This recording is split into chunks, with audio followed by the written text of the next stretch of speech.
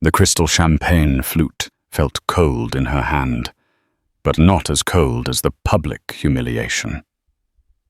Arya Sterling stood invisible at her own husband's side, watching him charm the woman he was blatantly having an affair with. He was a high-flying VP, and she was just his wife, a silent accessory he'd long since forgotten had a voice. But in 48 hours, the entire company, her cheating husband and his arrogant mistress, would learn a shocking lesson. The quietest person in the room is often the most powerful. They thought she was a nobody. They were about to find out she was everything. The grand ballroom at the Pierre Hotel was suffocating in the scent of gardenias and entitlement. Aperture Dynamics. A titan of the tech logistics world was celebrating its 25th anniversary. Men in bespoke tuxedos and women in liquid silk gowns circulated their laughter sharp and brittle. Arya Sterling, wife of Marcus Sterling, the company's golden boy, VP of strategy, felt like a ghost. Her dress, a simple, elegant navy crepe, had cost more than most people's monthly rent. Yet in this room, it screamed invisibility. She watched her husband, Marcus. He was a lion, all charisma and polished teeth, holding court by the towering ice sculpture. And at his side, practically glued to his arm, was Chloe Thorne. Chloe was the company's new head of PR, a woman who looked like she was built in a lab, specifically to dazzle investors and infuriate wives. Her dress was a blinding sequin-red cut, so low it was a conversation starter and ender. Arya hadn't seen her husband in an hour, not since he'd deposited her by a sad-looking canapé tray with a murmured, "Mingle, Arya. Try to look engaged." Now he was laughing, his head tilted towards Chloe, his hand resting possessively on the small of her back. It wasn't discreet. It wasn't even trying to be discreet. It was a statement. Arya felt the familiar cold knot tighten in her stomach. She'd known for months. The late nights, the emergency strategy sessions, the scent of Chloe's perfume, Santal 33 clinging to his shirts. But seeing it splayed out here under the glittering chandeliers for the entire company to witness was a new, sharper kind of pain.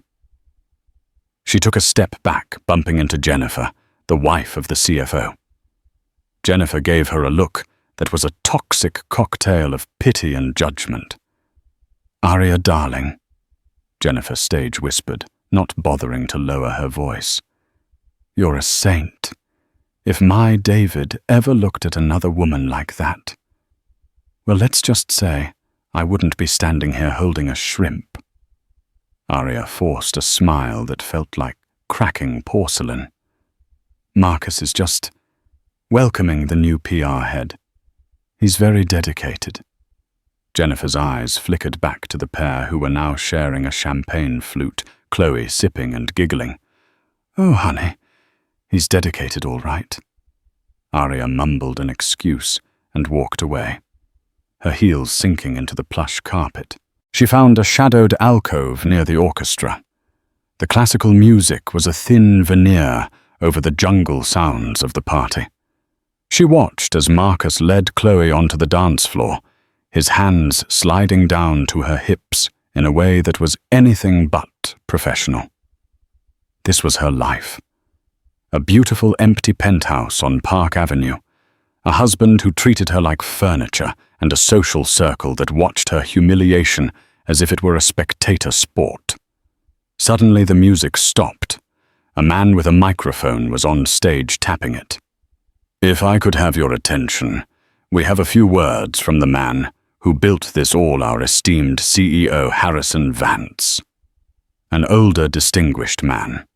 Harrison Vance walked slowly to the podium. He looked tired. He was a legend, the man who'd started Aperture Dynamics in a garage and turned it into a global powerhouse. Arya watched him, She had a strange, distant connection to him, one she never spoke of, one no one knew. "Thank you all for coming."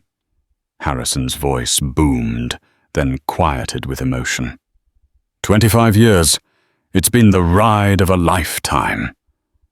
But all rides must come to an end.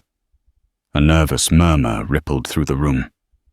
As many of you know, my health has presented challenges, and so it is with a heavy heart but great optimism for the future that I am announcing my retirement effective this Monday. The room erupted. Shocked gasps, frantic whispers. "Who's taking over? It has to be Markovitz from operations." "No, it's Sterling. Marcus Sterling. He's been groomed for it." Arya's eyes found Marcus on the dance floor. He was frozen, but a slow, predatory smile was spreading across his face. He looked at Chloe, and she looked at him, with dollar signs in her eyes. He thought this was it, his coronation. Harrison raised a hand. "The board has been in deliberations for weeks. My successor has been chosen. An official announcement will be made at a mandatory all-hands meeting Monday at 11 a.m. For now, enjoy the party." The music swelled back up, but the party's atmosphere had been shattered, replaced with a raw electric tension. Marcus, now buzzing with adrenaline, finally spotted Arya. He strode over, dragging Chloe by the hand. "Arya, did you hear? The old man is finally stepping down." His eyes were bright manic. "I heard," Arya said quietly. Chloe, emboldened by champagne and her new proximity to power, looked Arya up and down. "Oh, Arya, you're still here. I just love your dress. It's so sensible. Very you."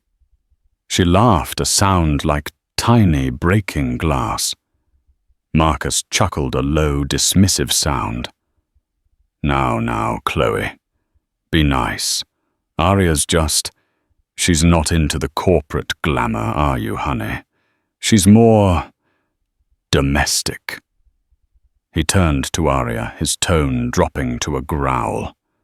"Seriously, Arya. We're going to be in the spotlight.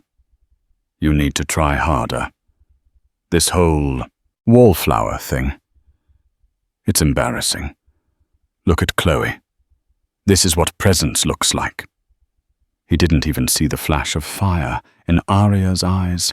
He didn't see her hand tighten on the glass until her knuckles were white. He just saw what he'd always seen, the quiet, plain, unassuming wife. Arya took a slow, deep breath. She looked at Chloe's smug face, then at her husband's arrogant one. She gave them the smallest, most brittle of smiles. "You're right, Marcus," she said, her voice barely a whisper. "Presence is everything."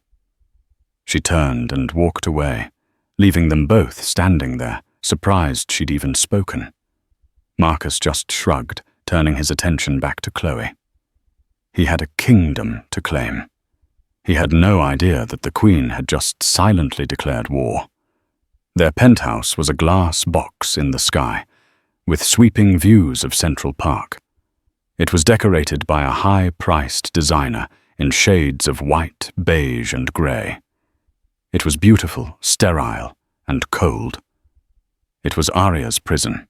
She'd met Marcus 10 years ago. She was fresh out of college, quiet and bookish. He was a force of nature, a new MBA hire at Aperture Dynamics, who had future leader written all over him. He'd swept her off her feet, mistaking her quiet nature for simplicity, her introspective pauses for a lack of intelligence. Arya, for her part, had been charmed by his ambition. But she had a secret she'd kept buried for her entire adult life. She wasn't just Arya. She was Arya Vance, Harrison Vance's daughter. It was a fact Harrison himself had insisted on concealing. He was a private man, terrified of the world's focus on his only child, after his wife's death. He'd raised Arya away from the spotlight, sent her to quiet elite boarding schools under her mother's maiden name, Sterling, which she'd ironically kept. She'd met Marcus and never corrected his assumption that she was just Arya Sterling. She'd let him believe her family money was a small, dusty trust fund from a long-dead relative, not the controlling interest in a multi-billion-dollar global corporation. At first it was a game, then it became a trap. "What are you doing, Arya?" Marcus would ask, finding her reading a biography of Rockefeller. "Studying how to be rich, just leave that to me." "What's this?" He'd sneer, picking up a folder from her desk. It was her analysis of emerging markets in Southeast Asia. She'd quickly close it. Just a hobby. He had no idea. He had no idea that his domestic wife, his beige little wallflower, had graduated summa cum laude from Wharton with a dual degree in finance and international relations. He had no idea that the small inheritance she managed from her home office wasn't small at all. He had no idea that her charity work involved sitting on the boards of 3 major non-profits, managing endowments that dwarfed his own salary. He had no idea that Evie Holdings, the mysterious anonymous stakeholder with a 51% controlling interest in Aperture Dynamics, the very entity that had the power to install or destroy a CEO, was in fact her. Her father, Harrison, had structured it that way. He was the CEO, the face, but she held the true power, a dead man's switch, he'd called it, to protect his legacy. She'd been a silent partner content to let her father run the show content, to vote her proxy in alignment with his wishes. Until now. Now her marriage was a sham. Her husband was a philandering snake, and the company her father had built was about to be handed to him on a silver platter. She stood in her all-white office, overlooking the park. The gala was 3 days ago. Since then, Marcus had been unbearable. He was already operating as the unofficial CEO, taking meetings, promising promotions, and spending every evening celebrating with Chloe. He'd come home at 3 a.m. last night, reeking of Chloe's perfume and expensive scotch. He'd stumbled into the guest room, not even bothering to lie anymore. Arya sat at her desk. She opened her laptop, the screen reflecting her cold, determined expression. She logged into a secure portal, one that didn't exist on any Aperture server. She navigated to a folder labeled Contingency. Inside were files, audits, performance reviews, and a thick file labeled Sterling M. She'd been watching him for years, not as a wife, but as an owner. She'd seen every inflated expense report. She'd noted every strategic partnership that seemed to benefit his friends more than the company. She'd flagged his Project Chimera, a disastrous logistics platform he'd sunk $50 million into, which was now quietly bleeding the company dry. He wasn't just a bad husband. He was a bad employee. A liability. Her phone buzzed. A text from a private number. "Are you ready? H." It was her father.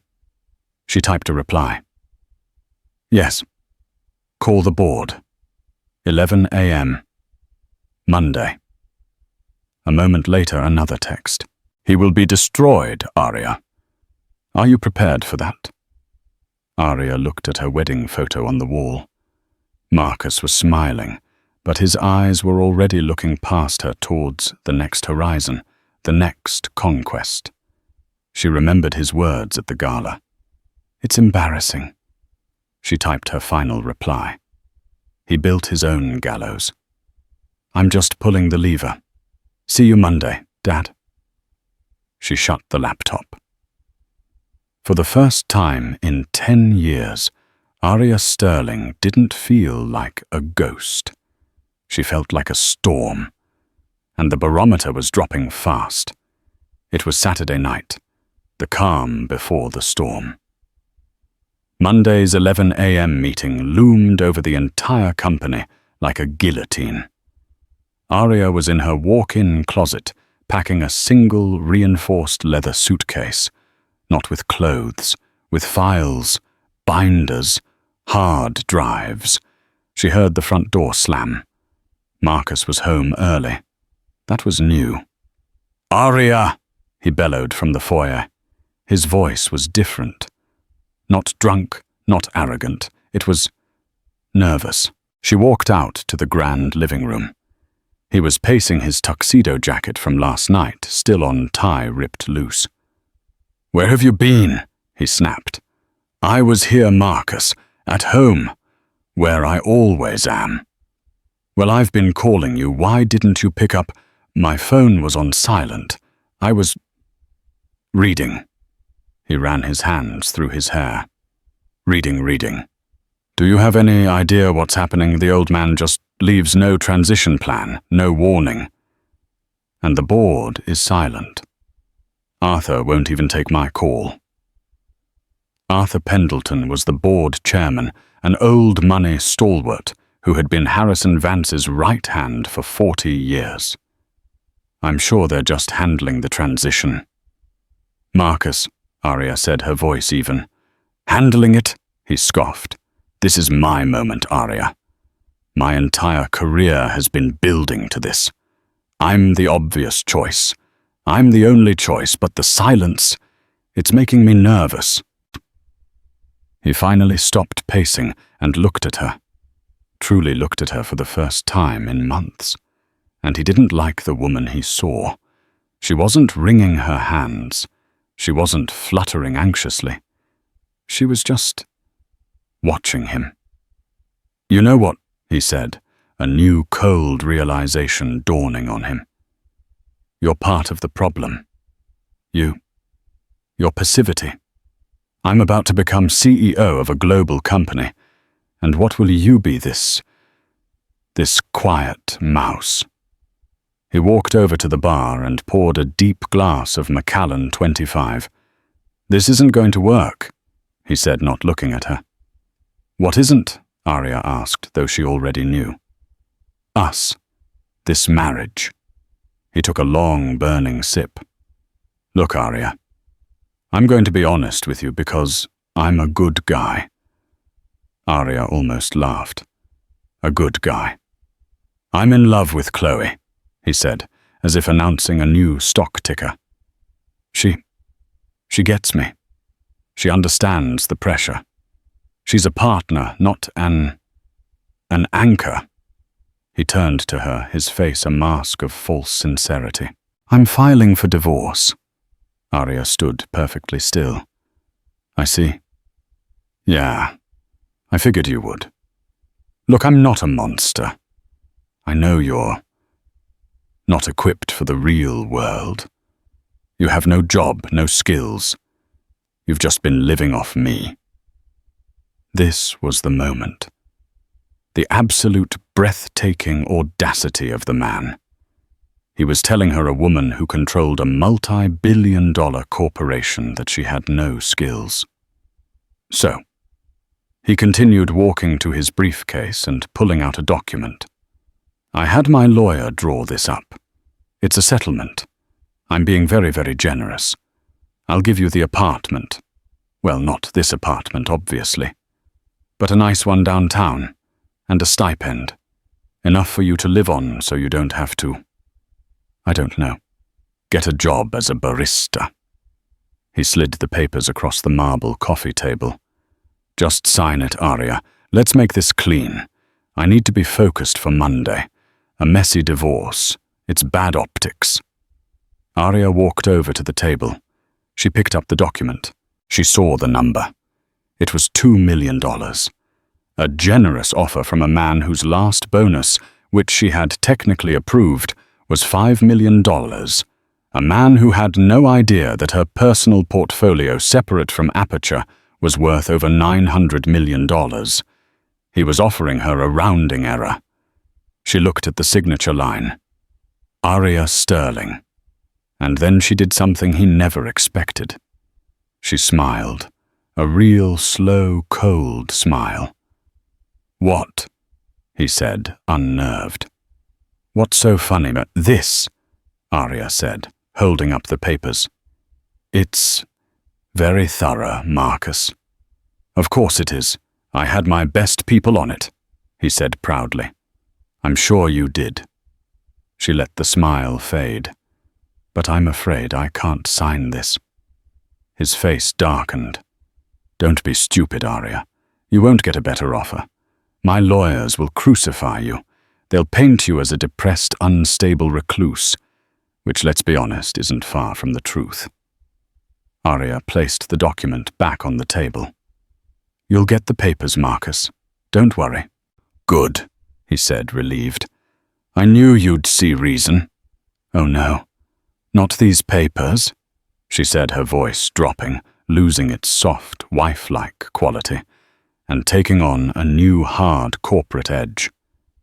"You'll be getting my papers from my lawyers." She picked up her leather suitcase from the floor. "What's in that?" he demanded. "My work," she said. "I'm going to the office. I have a rather big week ahead. The office, it's Saturday night." "What office, your little charity?" he sneered. Arya walked to the door. She paused her hand on the cold steel handle. "You're right about one thing, Marcus," she said, looking back at him. His face was a mask of confusion. This isn't going to work." She turned to him. "I suggest you get a very, very good lawyer, and I'd recommend updating your resume. I hear the job market is brutal." She opened the door and walked out, the click of the lock sliding into place behind her, echoing in the massive, silent apartment. Marcus was left alone, a glass of scotch in his hand, the divorce papers on the table, and the first sickening prickle of genuine fear dawning in his gut. Arya didn't go to a hotel. She went to the one place Marcus would never think to look for her, the executive penthouse suite at the Carlyle, which she kept under her EV Holdings corporate account. The moment she walked in, she was no longer Arya Sterling. She was Miss Vance. Waiting for her in the suite, seated around a mahogany table, were 3 people. Arthur Pendleton, the chairman of the board, a man in his late 70s, with eyes that had seen everything. David Chen, the head of Blackwood and Stone Apertures and her external counsel. And a woman she didn't know, who was introduced as Maria Gonzalez, the lead partner from PricewaterhouseCoopers, specializing in forensic accounting. "Arya," Arthur said, rising. He didn't hug her. He bowed his head. "It's time." "Thank you all for coming on such short notice," Arya said, placing her leather case on the table and snapping it open. She was all business. "Harrison he's at his country estate resting," Arthur said. "He's watching, but he's made it clear. This is your ship to steer." "Good." Arya pulled out the first file. "Let's begin. Maria, welcome. You're new." Maria Gonzalez, sharp and no-nonsense, nodded. "Ms. Vance, your team called us in 72 hours ago. We've been busy. We started with the Project Chimera files you flagged." And, Maria said, sliding a tablet across the table. "It's not just a disaster. It's fraud. Your husband, Mr. Sterling, didn't just sink $50 million into a failed platform. He funneled $15 million of it through a series of shell companies, all registered in the Cayman Islands, all linked to a single holding company." "Let me guess," Arya said, her blood turning to ice. "Thorn Ventures." Maria's eyebrows shot up. "You knew. I've had my suspicions. Chloe Thorne's ambition is noteworthy. She wasn't just climbing the ladder. She was building an elevator." "It's worse than that," David Chen, the lawyer, cut in. "We've cross-referenced the wire transfers. They matched to the dollar the purchase of a $7 million condo in Miami and a $4 million villa in Lake Como. Both are held in a blind trust, but the beneficiary is Chloe Thorne. Arya leaned back. So, it wasn't just an affair. It was embezzlement. Grand-scale corporate theft. Marcus wasn't just cheating on her. He was cheating the company. Her company. He wasn't just building a nest egg, Arya said, connecting the dots. He was building an exit strategy. He and Chloe. They were going to sink the company cash out and disappear. He was, Arthur confirmed, his face grim. He was shorting Aperture stock through a third-party broker using the shell accounts as leverage. He knew Chimera would fail. He was planning on it. The more the company bled, the richer he and Ms. Thorne became. The room was silent. The sheer sociopathic scale of the betrayal hung in the air. And he thinks he's going to be named CEO, Arya said, a humorless laugh escaping her lips. The audacity. It's almost impressive. What's the plan, Arya? Arthur asked. We can have him arrested tonight. We can have the police meet him at the office Monday. It would be quiet, clean. Arya stood up and walked to the window, looking out over the glittering lights of Manhattan. Quiet, clean. After what he did to her, after what he'd planned to do to her father's legacy, no. He's right about one thing, Arya said, turning back to the group. Optics. A quiet arrest makes it look like we have something to hide. It spooks the market. It creates a vacuum. She looked at her team, her generals. No, we do this in the light. He wanted the spotlight. So we're going to give it to him. We'll give him the brightest, hottest, most unflinching spotlight he has ever seen. She walked back to the table. The 11 a.m. meeting is still on. Not a word of this leaks. Maria, I want your team at the office, 8 a.m. sharp, ready to seize all records from the strategy department. David, I want you to have the divorce papers and the termination for cause papers drawn up. And I want you to have restraining orders ready for both Mr. Sterling and Ms. Thorne, effective 11:01 a.m. And what happens at 11 a.m.? Arthur asked, a slow smile spreading on his face. He knew the answer. He'd been waiting for this day for 10 years. At 11 a.m., Arya said, her voice like steel. The primary stakeholder of EV Holdings formally dissolves her anonymity. At 11 a.m., Harrison Vance's successor is finally and publicly named. And at 11:01 a.m., I'm going to take out the trash. Monday, 9:00 a.m. The 60th floor executive wing of the Aperture Dynamics building was electric with a high, panicked hum. People were clustered around the high-tech espresso bars, whispering. It's Markovitz, has to be. No way. He's an operations guy. The board wants a visionary. It's Sterling. God, I hope not. The man's an arrogant pig. Yeah, but he's a profitable pig. Marcus Sterling's arrival was like a scene from a movie. The elevator doors dinged open, and he strode out, a king reclaiming his castle. He was wearing a new razor-sharp Zegna suit, a power tie in blood red, and a smile that was pure apex predator. At his side, like a loyal vicereine, was Chloe Thorne. She was in a stark white suit, her hair pulled back in a severe, powerful ponytail. They looked less like colleagues and more like a political power couple. Good morning, everyone, Marcus boomed, clapping a junior analyst on the back hard enough to make him spill his coffee. Big day. Big changes, the future is now. He and Chloe didn't walk to their offices. They walked past them straight to the massive glass-walled corner office, the one that had Harrison Vance, CEO, on a simple gold plaque.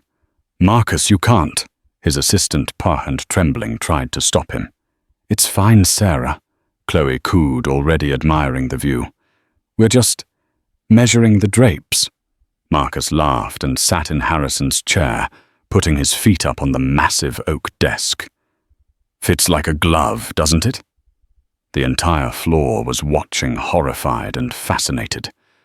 This was a level of hubris that was legendary. Meanwhile, on the 59th floor in the strategy department, a different scene was unfolding. At 8:00 a.m.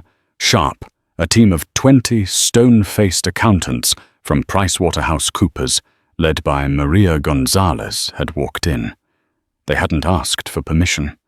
They'd presented a letter from the board and immediately began boxing up servers, seizing laptops, and ordering everyone out. Marcus's phone had been blowing up. "Sir, there are people in here. They're taking our computers." "What do you mean, taking them? Tell them to get out. They have a letter from Mr. Pendleton." Marcus, still in the CEO's office, had waved it off. "It's just the old man's last-minute paranoia. An audit. Don't worry about it. Tell them to audit. It'll make us look clean." He'd hung up and turned to Chloe. "We need to handle this. Once I'm announced, my first act will be to fire that entire department. Redundancies. We'll move the real strategy to our offshore team." He'd winked. At 10:45 a.m., a company-wide email went out. The 11 a.m. all-hands meeting will be held in the 20th floor Grand Auditorium. Attendance is mandatory. No exceptions. Marcus and Chloe took the private executive elevator down. They walked into the auditorium and, in a breathtaking display of confidence, sat in the 2 seats in the very front row, right in the center. Reserved seats which they'd simply taken. The room was packed. Hundreds of employees, from mailroom clerks to VPs, were crammed in, shoulder to shoulder. The air was thick with anticipation. Marcus leaned over to Chloe. "Look at them. They're terrified." "Good. A little fear keeps them productive." "You're going to be amazing, darling," she whispered back, squeezing his hand. "When this is over, we're flying to Como." At 10:59 a.m., the lights in the auditorium dimmed. A single spotlight hit the podium. The side door opened. Arthur Pendleton, the chairman, walked out. He looked solemn. "Good morning, everyone." Arthur began, his voice echoing in the silence. "This is a momentous day. A day of transition." He spoke for 5 minutes, eulogizing Harrison Vance's career. He talked about legacy, about the future, about the soul of the company. In the front row, Marcus was checking his watch. "Get on with it, old man." "As you know," Arthur continued, "Harrison's retirement, while planned, was accelerated. But he and the board have been in long-term discussions about his successor. The decision was not easy. The person to lead Aperture into the next quarter-century needed to be unique." Marcus preened. He straightened his tie. "Unique. That's me." This person couldn't just know the business. They had to be the business. Someone with an unparalleled, intimate knowledge of our operations, our finances, and our people. Someone with a deep, personal vested interest in our success. Vested interest. Marcus's smile widened. He had millions in stock options.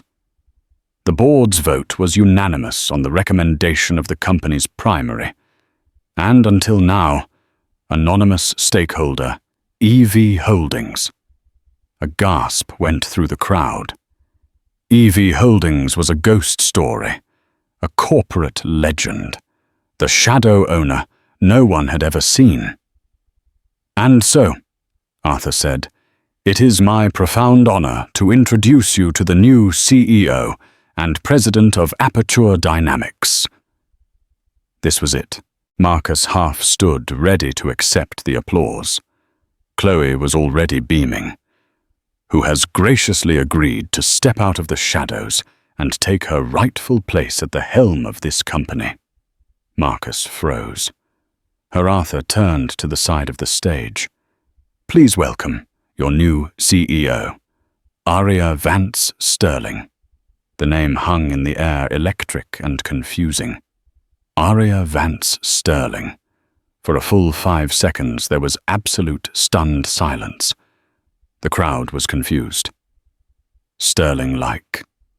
Marcus Sterling. His wife. The quiet, mousy woman from the Christmas parties. It had to be a joke.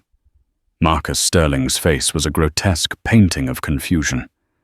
He looked at Arthur, then at Chloe, then back at the stage, a half laugh, half gasp stuck in his throat. "What did he say?" he whispered. Chloe's face was white.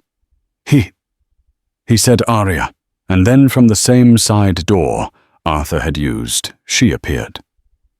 The woman who walked onto the stage was not the Aria Sterling they knew. The ghost was gone. This woman was solid, and she was terrifying. She was not in a sensible dress. She was wearing a bespoke midnight blue Armani power suit pants, so sharply creased they could cut glass. Her hair, usually in a soft, simple bun, was down, sleek and straight, falling like a sheet of dark silk. Her makeup was minimal but flawless, and her eyes, once downcast and soft, were now sharp-focused and utterly cold. She walked to the center of the stage, not with a wife's hesitant step, but with a CEO's ground-eating, confident stride. The click of her black Louboutin heels on the stage was the only sound in the massive room. She didn't smile. She didn't wave. She walked straight to the podium, adjusted the microphone, and looked out at the sea of faces. And then her eyes found him. She stared down at the front row, at her husband, Marcus. He was standing now, his mouth half open, his face contorted in a rictus of disbelief and horror. He looked like he'd been struck by lightning. "Aria," he croaked, loud enough for the first few rows to hear. What is this? What are you doing?" Aria's gaze was unwavering. She held his eyes for a 5-second-long execution. She didn't acknowledge his question. She just looked at him. And in that look, he saw it all. The gala. The sensible dress. The sneers. The humiliation. The generous divorce offer. He saw the woman he had dismissed, mocked and cheated on. And he saw for the first time who she truly was. She broke eye contact with him and turned her attention to the rest of the company. "Good morning," she said. Her voice. It wasn't the whisper he was used to. It was clear, deep, and resonated with an authority that filled the room. It was the voice of command. "My name is Aria Vance Sterling. Vance, as in Harrison Vance. He is my father. Sterling, as in... well, we'll get to that." A new, more violent wave of shock rippled through the room. His daughter.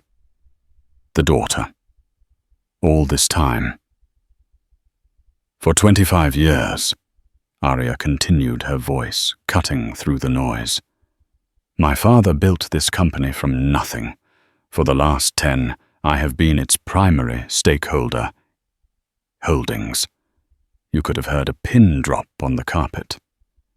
I have watched from a unique vantage point as this company has grown.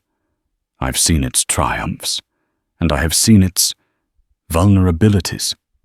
I've stayed killant, as was my father's wish. But as of 9 a.m. this morning, the board has unanimously voted me in as the new CEO, and my silence is over." She gripped the edges of the podium. My father's legacy was one of integrity. My legacy will be one of accountability. She looked at Marcus again, who had sunk back into his chair, his skin the color of ash. Aperture Dynamics is a brilliant company, but it has been infected. It is suffering from a sickness of arrogance, waste, and a lack of ethical oversight. That sickness ends today. My first order of business, she said, her voice dropping to a dangerous level, is an immediate and full-scale forensic audit of all executive departments, starting with the strategy division. From the back of the room, several people gasped. That was Marcus's kingdom. We have irregularities, Arya said, letting the word hang in the air. Irregularities in Project Chimera. Irregularities in offshore partnerships. Irregularities that a team from PricewaterhouseCoopers, who are currently on the 59th floor, are uncovering as we speak. Now all eyes turned to Marcus. He was sweating his new Zegna suit, suddenly looking like a coffin. And then Arya's eyes moved slowly, deliberately, to the woman sitting next to him.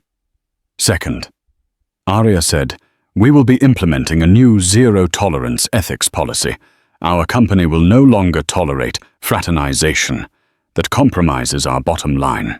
We will not tolerate employees who use their position for personal enrichment at the expense of our shareholders.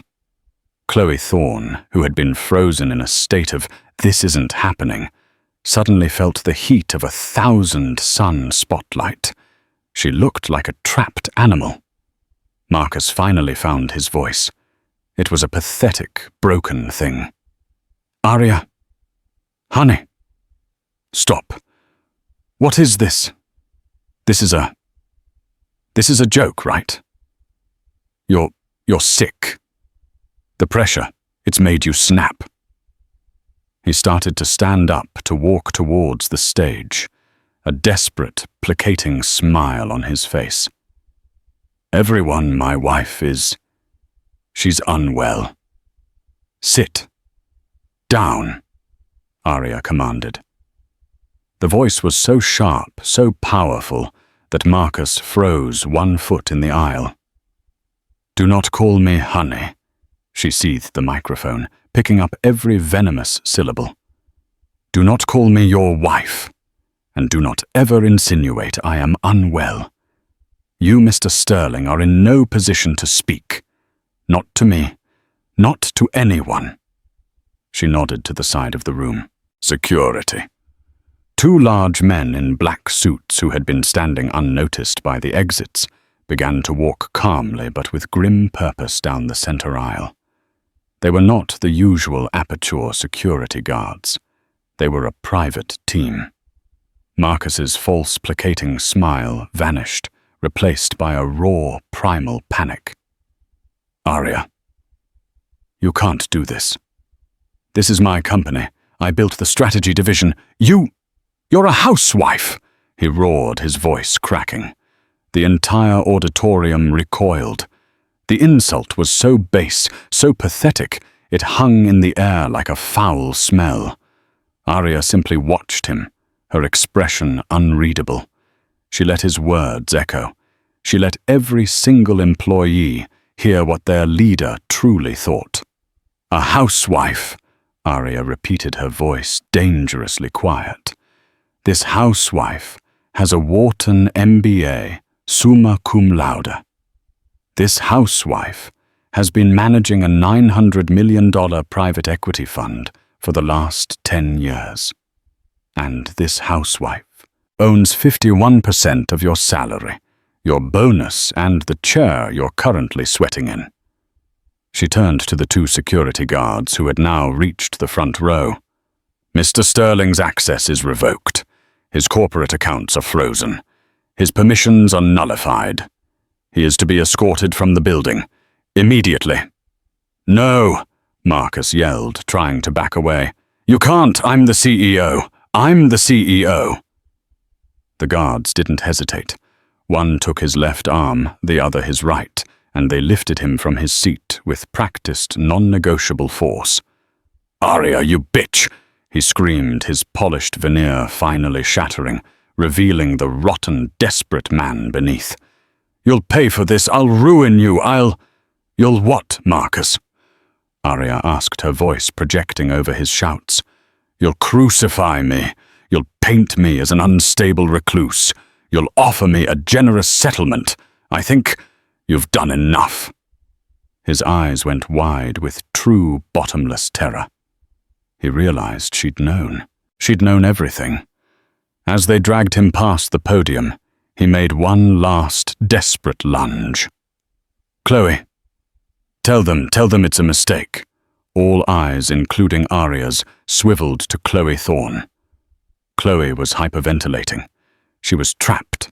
She looked at the screaming, pathetic man being dragged away, and she looked at the silent, all-powerful woman on the stage.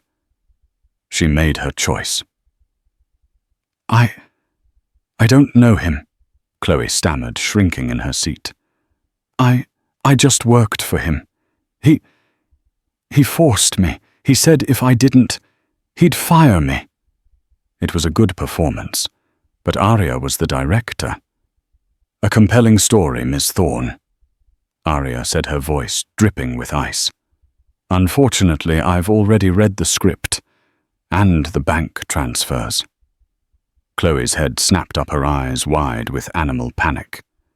The $7 million condo in Miami, the $4 million villa in Lake Como, all purchased with funds embezzled from Project Chimera, Arya stated as calmly as if reading a weather report. "You weren't his victim, Chloe. You were his co-conspirator." Arya nodded to the other side of the room, where two uniformed NYPD officers, accompanied by David Chen, the lawyer, were now walking towards Chloe. "Marcus Sterling is a corporate matter," Arya announced to the room. "Theft, embezzlement, and wire fraud. That is a criminal one." Chloe let out a small, strangled sound as the officers reached her. "Chloe Thorne," one of the officers said, his voice flat. "You are under arrest for conspiracy to commit fraud and grand larceny." Chloe didn't scream like Marcus. She just deflated. The sobs that racked her body were silent. Her hands held out for the cuffs as if in a daze. The click of the handcuffs was as loud as a gunshot in the silent room. As they led her away, a single document fluttered from her designer handbag. It was a printout. Flight confirmations. JFK to FCO Rome.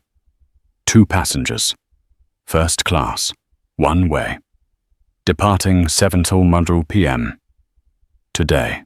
Arya looked at it, then back at the stunned, silent, terrified crowd. "As I said," she said, her voice ringing with finality. "Accountability." For a long moment, the auditorium was a vacuum. The only sound was the distant whine of a police siren fading on the street below, and the quiet, collective hum of the air conditioning. Hundreds of people sat frozen, processing the brutal surgical execution they had just witnessed. 2 of the most powerful, glamorous, and feared people in the company had been erased.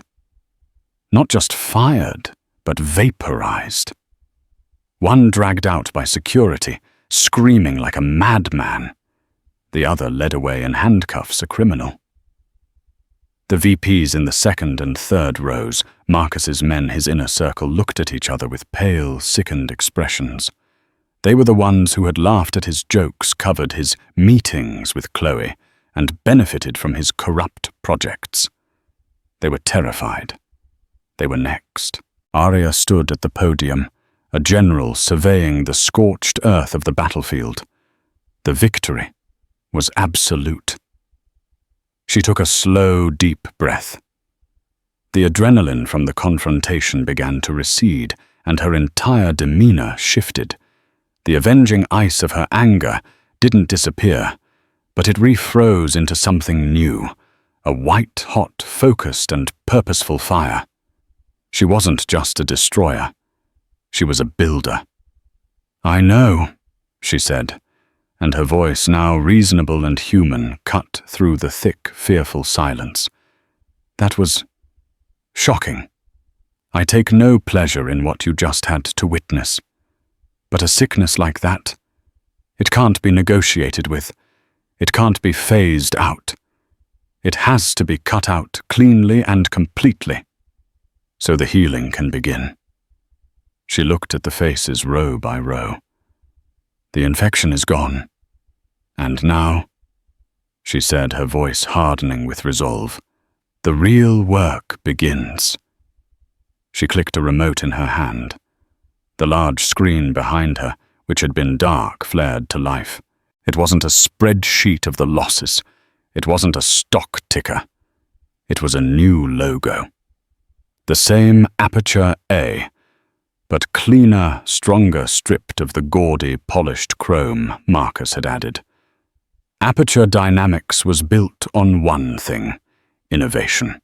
But somewhere along the way, we started chasing the appearance of success instead of success itself. We rewarded arrogance, not results. We valued charisma over character. "That era," she said with utter finality, "is over."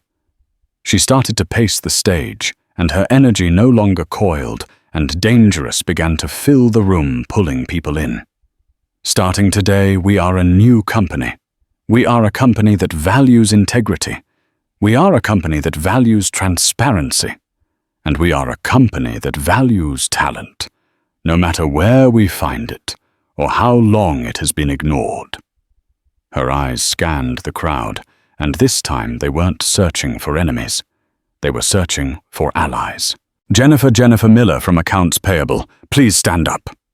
In the third row, a woman with a mousy brown ponytail, who looked like she wanted to slide under her chair, stood up, trembling. "2 years ago, Ms. Miller," Aria said, her voice projecting, "you sent an email to the strategy department warning that the billing from Project Chimera's consultants was irregular and potentially fraudulent. You were told, and I quote, to stop being a nosy bookkeeper and just pay the bills. You were right. You were ignored." Aria smiled, a small, fierce smile. "As of 12:30 p.m. today, you are the new head of internal auditing. You have a new expanded team, a blank check budget, and you answer directly to me. Go be nosy." Jennifer Miller's jaw dropped. The entire auditorium, after a beat of stunned silence, erupted in spontaneous, genuine applause. It started with the junior staff and spread, forcing even the nervous VPs to join in. Aria held up a hand. She wasn't done. "David Kim in R&D. She pointed to another corner. "Please stand." A man with glasses and a famously rumpled shirt stood up. "Your vanity project for drone-based automated logistics, the one Mr. Sterling defunded because it lacked immediate glamour. It's no longer a vanity project. It's now our company's top priority. You have a $100 million budget effective immediately. Make it happen." More stunned, excited applause. This was not a purge. This was a restoration. "And one more thing," Aria said, her voice turning serious. "The Executive Discretionary Fund and the Golden Boy bonus pool, which Mr. Sterling used to reward his inner circle, are hereby dissolved. That money is being immediately reallocated. Half will go to R&D. The other half is going into 401k matching and across-the-board cost of living raises for every single employee from the mailroom to the 50th floor." That set the room ablaze. The fear was gone, replaced by a wild electric hope. She wasn't just a shark. She was a shark who knew everything. She hadn't just been watching her husband. She'd been watching all of them. She knew who the workers were and who the parasites were. For 20 minutes, she laid out a new vision, A company that didn't just win, but deserved to win. When she finished, she looked out at the crowd. They weren't scared. They were electrified. They were hopeful. For the first time in years, they were inspired. "What I've just laid out is a promise," Arya said, returning to the podium. The adrenaline was fading, and she felt the first deep tremor of the immense weight she had just shouldered. "I am not my father. I will not be a silent partner watching from the shadows. I will be here with you every single day. We have a lot of work to do. We have a reputation to rebuild. We have a company to save." She looked at them, a powerful, determined, and finally free woman. "Thank you for your time. Welcome to the new Aperture Dynamics. Now let's get to work." The room exploded. It wasn't just applause. It was a roar. A standing ovation that was part relief, part admiration, and part pure, unadulterated adrenaline. People were cheering, crying, hugging. Arya smiled, a small, genuine, and slightly tired smile. She nodded, turned, and walked off the stage. In the wings, her lawyer David Chen was waiting. He was no longer with Arthur Pendleton, who was now on stage shaking hands and calming the excited crowd. "Ms. Vance Sterling," David said, handing her a tablet. "You are trending." On the screen was a news alert. "Marcus Sterling, Aperture VP, arrested in shocking ouster.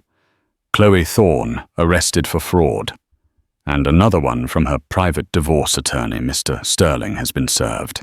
He's contesting the prenup." Arya let out a short, sharp laugh.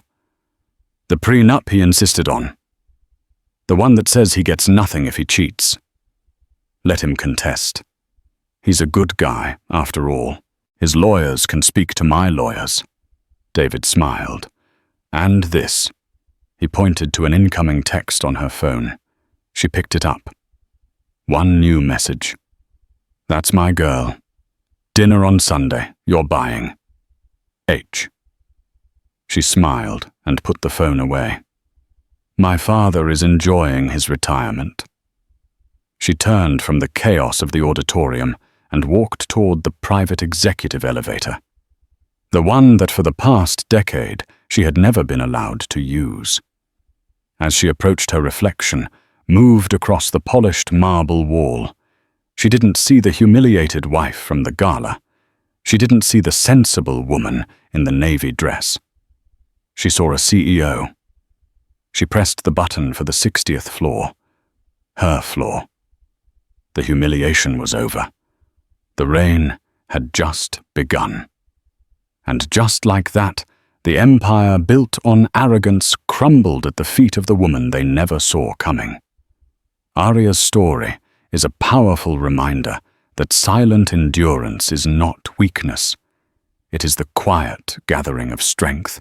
The world is full of people like Marcus and Chloe who mistake kindness for fragility and silence for stupidity. But karma, as they say, always has a way of balancing the books, and sometimes it does so in a public auditorium with a microphone. What did you think of Arya's ultimate power move? Was it pure justice or cold revenge? What would you have done in her position? Let me know your thoughts in the comments below. If you loved this story of justice and vindication, make sure to hit that like button. Share it with someone who needs to see it, and subscribe to our channel for more real-life drama stories every single week. You won't want to miss what's coming next.